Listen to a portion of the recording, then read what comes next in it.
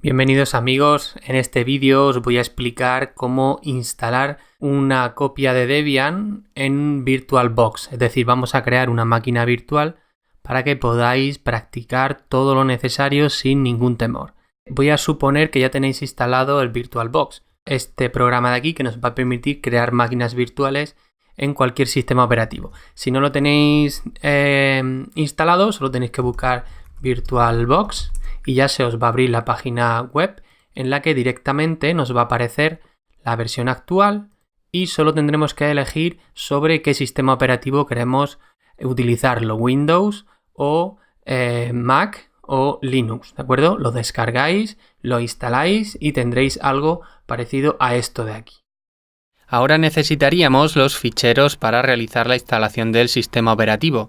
Directamente buscando en Google Debian Download, nos va a aparecer el enlace a la página oficial con las imágenes tanto de CD como de DVD.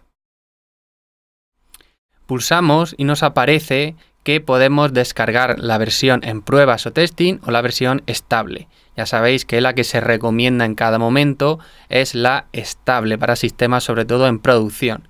Actualmente la estable es la 9, pero cuando la 10 esté suficientemente probada pasará de testing a estable y en testing estará la 11. Por lo tanto, pulsamos en versión estable y tenemos que nos podemos descargar o el CD o el DVD. La imagen del CD es más pequeña, pero lleva menos contenido, menos paquetes. Por lo tanto, os recomiendo que os descarguéis la imagen en DVD. Además de que también nos podemos ahorrar algunos errores que en la imagen del CD en algunos entornos puede dar un error a la hora de descargar, de instalar los paquetes. Entonces, si elegimos el DVD o el CD, tenemos todas las plataformas posibles. Si nuestro ordenador es de hace ya algún tiempo y solo tiene procesador de 32 bits, deberíamos de elegir la versión i386. Pero lo más normal es que ya casi todos los ordenadores tengan procesadores de 64 bits. Por lo tanto, nos descargamos AMD 64. Pulsamos aquí y abajo tenemos 3 ficheros que sería la instalación completa, por decirlo así. Pero para una instalación y tener ya casi todos los entornos gráficos y un montón de paquetes es suficiente con descargar la primera, ¿de acuerdo? Donde pone dvd1.iso, eso lo tenemos que descargar para instalar el sistema con esta imagen. Una vez que tenemos la imagen, vamos a proceder a crear la máquina virtual. Pulsamos en el icono azul de Nueva y le ponemos el nombre que queramos. En mi caso, pues voy a poner directamente Debian 9. Él ya detecta que es tipo Linux y que es un Debian. Aquí una cosa que sí quiero explicaros es que depende de cómo tengáis configurado el hardware, os pueden aparecer solo distribuciones de 32 bits. Por lo tanto, la imagen que nosotros hemos descargado de 64 no os funcionaría. Si solo os sale de 32 bits, tendríais que descargar la i386. ¿Por qué ocurre eso? Si tenéis un procesador de 64 bits y un sistema operativo de 64 bits, puede ser que en la BIOS no tengáis activada la opción de virtualización, ¿vale? Entonces tenéis que buscar cómo nombra vuestra BIOS esa opción y marcarla para que os aparezca aquí versiones de 64 bits. Si ya os aparece, pues nada, estupendo, vamos adelante. Damos a siguiente y aquí elegimos de toda la RAM disponible de nuestro ordenador anfitrión, del hardware real, cuánta vamos a dedicar a nuestra máquina virtual. Bueno, yo voy a poner 4 GB, que es en principio suficiente.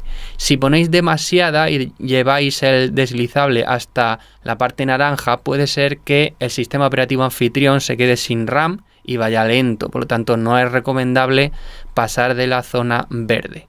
Le damos a siguiente y elegimos un disco duro también virtual y le decimos que lo vaya a crear. El tipo, pues en general vamos a dejar el de VirtualBox. Y lo importante es decidir si lo queremos dinámico o fijo. ¿Qué significa dinámico? Que nosotros lo que haremos será establecer el tope, el máximo que va a tener de espacio ese tamaño y se va a utilizar poco a poco dinámicamente el espacio real en nuestro disco duro del sistema anfitrión. Pero si elegimos tamaño fijo y decimos que nuestro disco virtual va a ser de 20 GB, en el sistema operativo anfitrión se va a reservar 20 gigas aunque la máquina virtual no lo esté utilizando, ¿de acuerdo? Entonces es recomendable que sea dinámico y así no desaprovechamos espacio en el ordenador anfitrión. Le damos a siguiente y como digo, pues bueno, si queremos curarnos un poco en salud ponemos 20 gigas, más que suficiente, y si no tenemos espacio de sobra, pues podemos poner 8 o 10 o lo que sea. Vamos a crear y ya tenemos nuestra máquina virtual instalada. Tendríamos que ir a configuración ahora y seleccionar dentro de almacenamiento que en el CD emule la imagen que hemos descargado de internet, ¿vale? Es como si pusiéramos ese disco en esta unidad virtual y para ello tenemos que pulsar en el icono aquí del disco y seleccionar el ISO en el lugar donde lo hayamos guardado del disco duro, ¿vale? Le pulsamos ahí y en mi caso ya me aparece aquí, pues daría en abrir y es como si hubiera grabado ese DVD y lo hubiera puesto en la unidad de lectora de CD. Por lo tanto, cuando arranque este ordenador virtual va a leer el instalador y comenzará la instalación. Le damos a aceptar y ya puedo iniciar la máquina para que comience la instalación de Debian, ¿vale? Como veis, pues nos dice una instalación gráfica y una instalación normal. Yo voy a elegir instalación normal porque va a ir más rápido, pero las opciones son exactamente las mismas. Le pulsamos a instalar, elegimos el idioma, le damos a la S para que se vaya a Spanish y nos aparece aquí español, le damos al intro y luego elegimos también el país para temas de la zona horaria, etcétera. Le damos al intro y esto es muy importante, que es el teclado, ¿vale? Pero en nuestro caso también ya aparece como español, pues pulsamos otra vez al intro.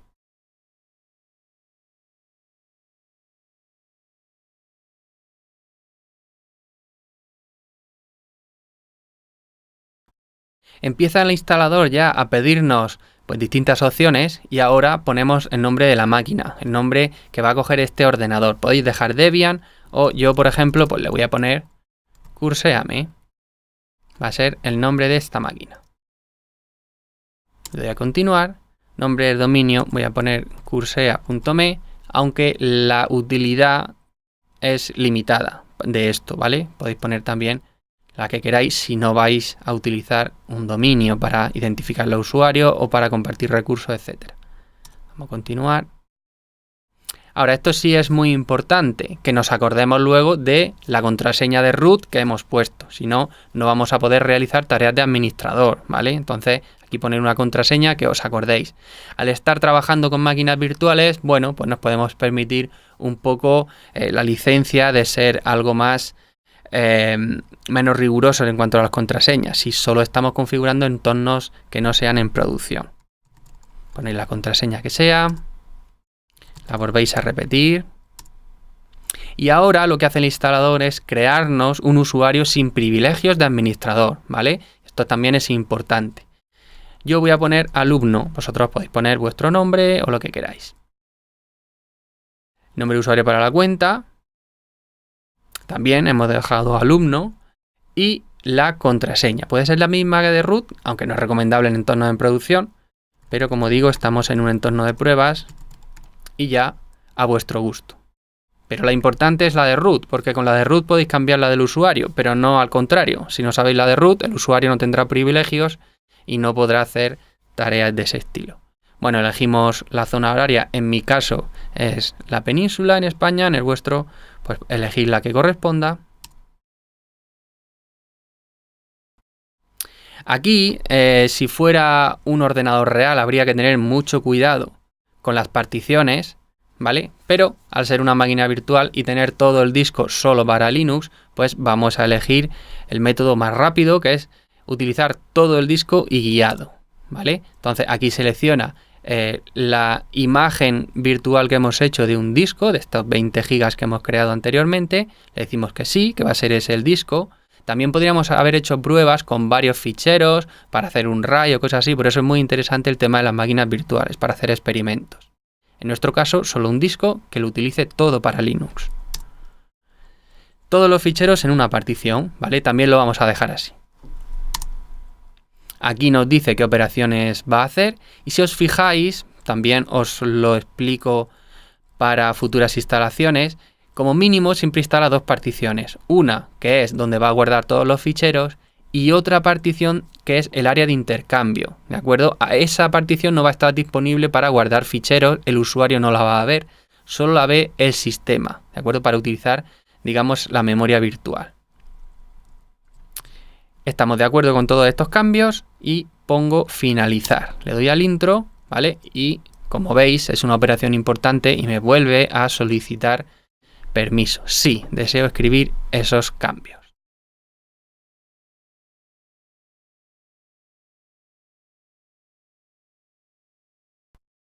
Aquí nos pide si vamos a utilizar más DVDs o más fuentes de paquetes. Le vamos a decir que no.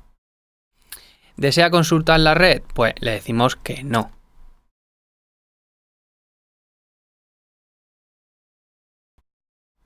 En este caso, pues es opcional. Podemos elegir si queremos, digamos, informar a los responsables de Debian qué paquetes son los más usados, pues nosotros vamos a poner que sí.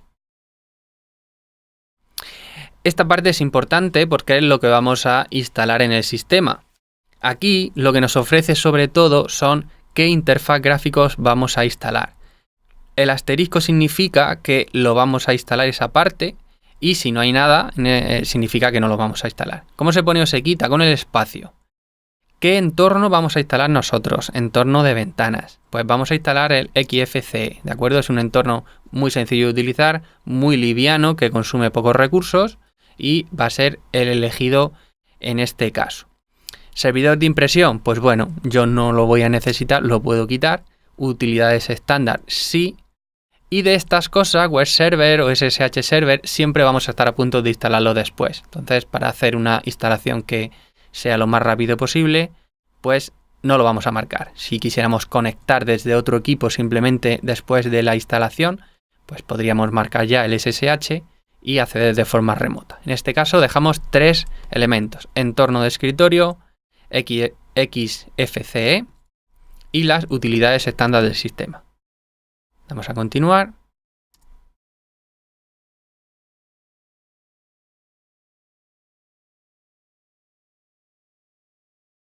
Nos pregunta por si queremos instalar el gestor de arranque, que tendremos que decirle que sí. Aquí podemos introducir el dispositivo manualmente, pero en nuestro caso no es necesario porque donde lo queremos instalar es en el disco duro principal, ¿de acuerdo? Entonces seleccionamos /dev/sda, que significa que ese va a ser el disco duro virtual que hemos elegido antes. Ahí es donde lo queremos instalar, pues le damos al intro. Ahora nos dice que la instalación se ha completado. En un sistema real expulsaría etcd y ya podríamos reiniciar el ordenador, ¿de acuerdo? Ahora le damos a continuar. El sistema reinicia y ya tenemos Linux disponible. Le damos al intro para elegir esa opción y empezaría a arrancar el sistema. Como veis, ha cargado bastante rápido y lo que tenemos es pues el entorno de ventanas XFCE. Yo aquí entraría como alumno o como el usuario que hayáis creado en la instalación con vuestra contraseña y le daría el intro. Y ahora nos pregunta si queremos que nos configure dos paneles de forma predeterminada. Podemos dejar un panel vacío y entonces no nos crearía esos paneles, pero yo recomiendo que utilicemos una configuración predeterminada, ¿de acuerdo? Porque si no nos puede costar un poquito de configurar. Le damos a este botón, usar configuración predeterminada, y lo que hace es crearnos un panel arriba con las aplicaciones, todo esto, con 4 escritorios, con la hora, etcétera, configuración de red, etcétera. Y abajo tenemos este panel también, ¿vale? Como una especie de accesos directos que nosotros podemos también organizar a nuestro gusto. Con esto ya tendríamos un sistema bastante funcional. Si vamos a aplicaciones, veréis que tenemos pues un navegador web, que en este caso es Firefox, y también tenemos, por ejemplo, LibreOffice. Tenemos accesorios y nuestro emulador de terminal para aprender a manejar el /bin/bash. Lo tenemos aquí, no tenemos que irnos al terminal clásico para poder movernos por esta ventana. En esta situación tenemos dos posibilidades, o ya nos funciona Internet o no nos funciona, ¿de acuerdo? ¿Cómo lo podemos probar? Pues directamente podemos ir al navegador o podríamos hacer un ping, pero aquí si nos vamos a Google, pues directamente vemos si todo funciona, ¿de acuerdo? Si esto funciona es porque el VirtualBox ha hecho de NAT y nos ha asignado una IP, ¿de acuerdo? Vamos aquí al icono, como lo podemos ver, vemos que tenemos una red cableada activa. Si le damos al botón derecho, puedo ir a editar las conexiones y me aparece esta conexión de aquí que es la que está funcionando. Si le damos a editar, pues nos vamos a la pestaña de IPv4 y vemos que efectivamente tiene automático DHCP, ¿vale? Entonces él ha preguntado a la red qué configuración debe de elegir y él le ha dado esta. Si nos vamos a ver la información, ¿vale? Nos vamos otra vez aquí, botón derecho y pone información de la conexión, pues nos ha dado una IP que ni siquiera es de nuestra red real, es una red que emula VirtualBox. ¿Y por qué lo hace así? Porque aquí, en este icono de aquí, no es un icono de Linux, le damos hacia abajo para que se vea que aquí acaba el interfaz gráfico, sino que este es un icono de la ventana de VirtualBox, de la ventana de nuestro sistema operativo, de nuestra máquina virtual. Y como veis, le doy al botón derecho Network Setting y estoy funcionando en NAT, ¿de acuerdo? Tenemos ahí de intermediario a VirtualBox. Si no os funciona Internet, podéis probar en poner adaptador puente. Eso significa que utilizaría directamente nuestra tarjeta del ordenador anfitrión y entonces tendríamos que utilizar el DHCP de la red real o configurar nosotros manualmente los parámetros de la red. Si elegimos adaptador puente, tenemos que elegir por qué interfaz de red van a salir las peticiones. Pues si tenemos una Wi-Fi o tenemos una red cableada o lo que sea, ¿de acuerdo? En este caso, pues yo tengo la conexión Wi-Fi. En mi caso, voy a dejar NAT, le voy a dar a OK para enseñaros el siguiente paso, que sería lo lógico de hacer. Pues como yo para instalar paquetes siempre voy a utilizar los repositorios, vamos a ver dónde se configuran. Lo primero que tendré que hacer es loguearme como root, es decir, identificarme como un administrador del sistema. Para eso utilizo la orden su, le doy al intro y pongo la contraseña que le dije en el instalador. Y ahora edito el fichero que está en etc apt sources.list y ahí están los servidores a los que yo les voy a preguntar para descargarme los paquetes. Como veis, pues nos ha puesto el DVD, que es lo que ha utilizado en la instalación. Pero esto pues vamos a poner que no lo queremos que lo instale más. Ponemos una almohadilla y eso lo que hace es comentar la línea y deja de tener efecto. Y vamos a comentar todas las líneas excepto la penúltima, ¿vale? La penúltima le vamos a quitar donde pone update. Esto lo estamos haciendo porque es un entorno en pruebas, en un entorno de servidor real, en un entorno en producción, tendríamos que dejar, obviamente muy importante, todos los paquetes de seguridad y también las actualizaciones. En nuestro caso dejamos solo este repositorio, el oficial, que le vamos a preguntar por la versión 9 que se llama Stretch y por las secciones main y contrib. Con eso es más que suficiente. Le damos a control X para salir. Control X para salir, no lo veo en la ventana. A ver, nos vamos hacia abajo. Aquí me dice que si queremos guardar los cambios, le damos a la Y y le decimos que sí. Y al intro para que nos guarde ese fichero. Como vemos, sí funciona tanto los repositorios como nuestra conexión a internet. Vale, pues yo pongo apt get update. ¿Vale? Eso va a preguntar por los repositorios para ver qué paquetes tenemos disponibles. Como veis, ahí ya los ha consultado y me dice que ya está hecho, que todo está actualizado. Una vez hecho esto, ya podemos salir de la sesión de administrador con exit, volvería a ser alumno. Yo puedo ver lo que contiene mi directorio personal. Por lo tanto, ya tenemos nuestra instalación de Debian funcionando para poder empezar a aprender más cosas. En otros vídeos explicaré algunas cuestiones adicionales como configurar la red manualmente o cómo instalar otras funcionalidades de VirtualBox para poder integrar mejor los dispositivos y la pantalla.